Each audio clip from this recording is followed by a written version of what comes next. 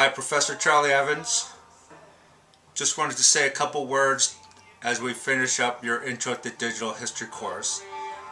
And more specifically, I wanted to talk a little bit about what we've not been able to cover, what we've not been able to do in the course. And the first thing that we really haven't worked on is hardware. It's absolutely key when you're doing digital work that you have a great hardware setup. It's best if you have your own virtual server where you can put your digital projects on the web, and that takes a little bit of work to set it up. Even though you aren't specifically working with the hardware, you have to know the hardware setup of your server because that will affect the kind of work you're doing and the software packages you're doing. The hardware also, of course, refers to the kind of hardware that you're using for your work to create your digital projects. We've talked a little bit about that in the course.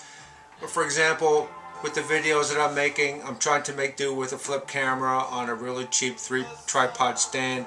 Sometimes it works, sometimes it doesn't work. Now, software. Software is really important. It's absolutely crucial for your digital work, and that's something we haven't really covered and worked on in the course. We haven't worked with Dreamweaver, haven't told you about Dreamweaver, haven't showed you how Dreamweaver works, Photoshop, all the other Adobe products that all fit together in the Creative Suite. These are all crucial things that you got to learn how to use so you can manipulate digital materials.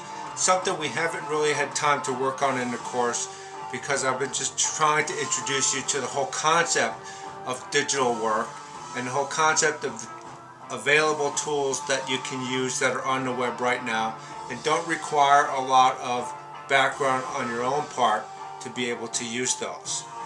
But for example, I've been working now for over a year trying to figure out how to do maps on the web using the GIS software suite. It's really complicated. I've been through all the training and I still can't say that I've mastered the software and really understand what I'm doing. Sometimes it takes a long time and a lot of concentrated effort on your part to master the software. And so that's one of the problems, is that if you're not using the software every day, you lose your awareness of it. You lose kind of like all the ins and outs and tricks that go along with the software. And so for example with Premiere, which is the video editing software that I use, it's really a complex package. And if I take 6 months off or 9 months off without using it, it takes me a while to figure out again what I should be doing and what I shouldn't be.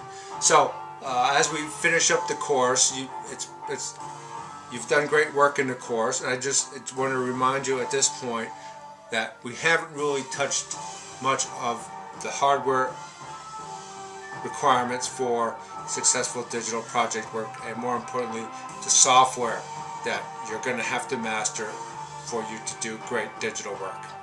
Okay, thanks.